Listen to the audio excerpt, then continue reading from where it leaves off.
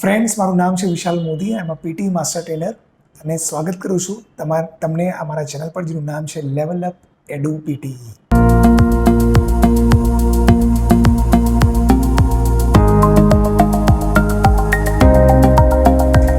આજે આપણે વાત કરવાના છે રીડિંગ મોડ્યુલ વિશે. તમને મેં કીધું હતું, પીટીનો સ્ટ્રક્ચર સમજાવ્યું હતું, તમને બતાવ્યું હતું મેં કે પીટીમાં 4 મોડ્યુલ્સ આવે છે. પહેલું મોડ્યુલ જે છે એ છે સ્પીકિંગ, સેકન્ડ મોડ્યુલ જે છે એ છે રાઇટિંગ, થર્ડ મોડ્યુલ જે છે એ છે રીડિંગ. સો હવે આપણે વાત કરીશું રીડિંગમાં કેવા કેવા ક્વેશ્ચન્સ આવે છે અને કેટલા ક્વોન્ટિટીમાં આવે છે, શું ફોર્મેટ છે રીડિંગનું, કેટલું ટાઈમ રીડિંગ ચાલશે, શું કરવાનું હોય છે રીડિંગમાં. So all this thing I would share with you today. Friends, reading goes almost for 35 minutes, approximately 30 to 35 minutes. There are 5 types of questions in reading. The first question in reading is multiple choice single answer, જે તમને 1 કે 2 આવશે. Okay, સો multiple choice single આન્સરમાં શું કરવાનું હોય છે, તમને એક પેરેગ્રાફ આપેલો હશે, એક ફકરો આપેલો હશે અને એક ક્વેશ્ચન આપેલું હશે, જેમાં 4 ઓપ્શન આપેલા હશે, 4 આન્સર્સ આપેલા હશે. હવે આ 4 ઓપ્શન્સમાંથી એક જ ઓપ્શન રાઈટ છે, એ તમારે ફાઇન્ડ કરવાનું છે. ક્યાંથી? પેરેગ્રાફ વાંચીને. સો મલ્ટિપલ ચોઇસ સિંગલ આન્સર ક્વેશ્ચનનું નામ છે, જેમાં there is a paragraph given, there is a question given, ક્વેશ્ચનનો આન્સર 4 આપેલા છે, એમાંથી એક જ રાઈટ છે, એ આપણે ફાઇન્ડ કરવાનું છે પેરેગ્રાફ વાંચીને. And 1 or 2 question would be of multiple choice single answer. The second type of question in reading is multiple choice multiple answer.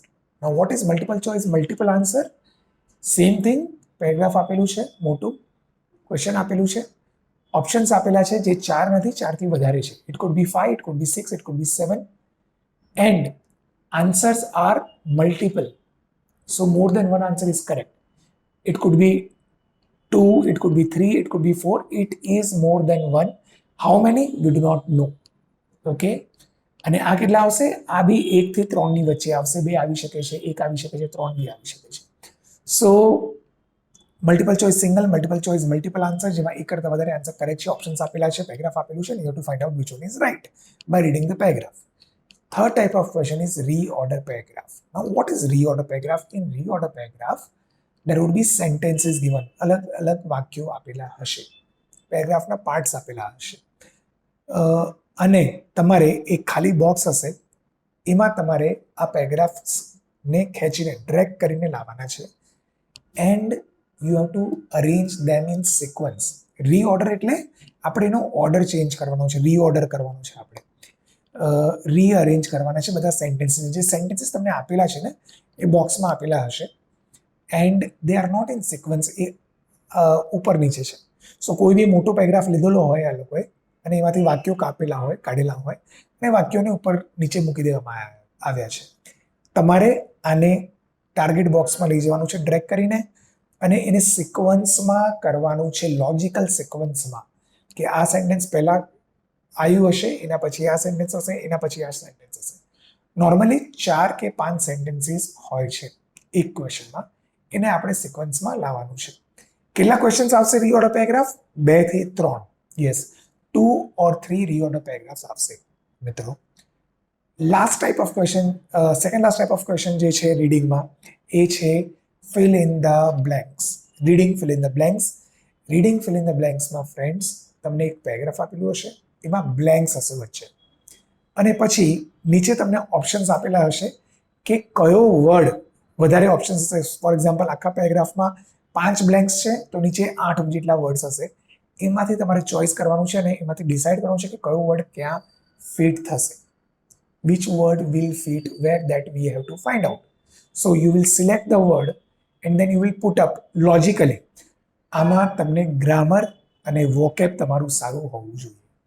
If grammar, you know grammar, then you will be able to make out whether અહીંયા second verb આવશે કે third verb આવશે કે first verb આવશે, adjective આવશે કે noun આવશે.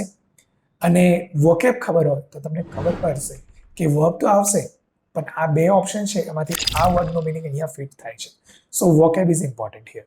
આઈ will share the rules and regulations, જે તમને ટિપ્સ એન્ડ ટ્રિક્સ, જે તમને રીડિંગમાં મદદ કરશે, રીડિંગ ફિલ ઇન ધ બ્લેન્ક્સમાં મદદ કરશે. આ વિડીયોમાં હું તમને ખાલી બતાવી રહ્યો છું કે શું કરવાનું છે, કયા ક્વેશ્ચન્સમાં શું કરવાનું છે.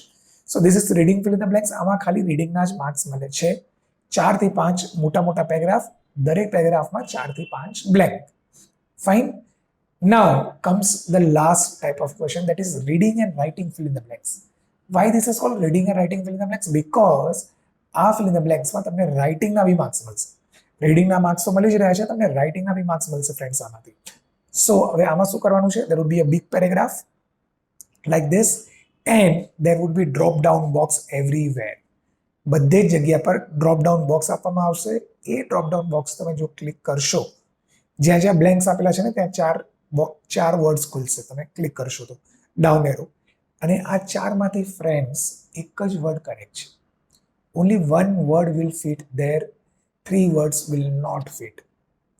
These all words, they would be very close, having very close meanings. એના જે મિનિંગ્સ છે ને એ આ બધા લગભગ સમાનાર્થી હશે, પણ આપણે ફાઇન્ડ કરવાનું છે એક્ઝેક્ટલી કયું વર્ડ ફિટ થાય છે.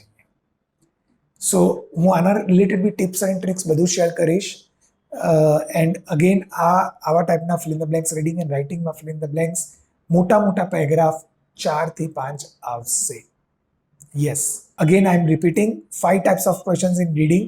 First one is multiple choice single answer, second is multiple choice multiple answer, third one is reorder paragraph, fourth one is reading fill in the blanks, and fifth one is again reading and writing fill in the blanks. કેટલું લાંબુ reading ચાલશે? લગભગ 35 minutes to 40 minutes. Yes.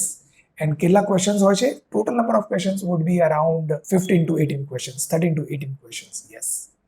અને એ આપણે બધું જ reading આટલા ટાઈમમાં પતાવી દેવાનું છે. હું તમને બધા જ ટિપ્સ એન્ડ ટ્રિક્સ બી શેર કરવાનો છું, ગ્રામરના સર્ટેન રૂલ્સ શેર કરવાનો છું, પણ આગળના વિડીયોમાં. આ વિડીયો આપણે ખાલી બનાવી રહ્યા છે કે આ રીડિંગ મોડ્યુલમાં શું શું આવે છે અને તમારે શું કરવાનું છે, કેટલો ટાઈમ છે. Okay, one more important thing friends about reading is કે આપણે રીડિંગમાં ટાઈમ મેનેજમેન્ટ પોતે કરવાની છે. સ્પીકિંગ અને રાઇટિંગમાં you had a question and then you had some time. For example, read aloud તો તમને 30 સેકન્ડ્સ જ મળ્યા છે, 35 સેકન્ડ મળ્યા છે. રાઇટિંગમાં સમરી તો સમરીની ટાઈમ તમને આપી દેવામાં આવ્યું છે. રીડિંગમાં ઇન્ડિવિજ્યુઅલ ક્વેશ્ચન ટાઈમ નહીં મળે, રીડિંગમાં તમને ટોટલ ટાઈમ મળશે friends. Total time 30 minutes let's સે, okay, and 15 questions. Now you have to manage time. You have to be very quick. You can't wait on one question, okay? If you are done, you have to move to the another question immediately. You can't waste time. કેમ કે જો તમે time બગાડશો તો તમને important question માટે time નહીં મળે. સો તમારા ધ્યાનમાં હંમેશા પેલું ઘડિયાળ ચાલતું રહેવું જોઈએ.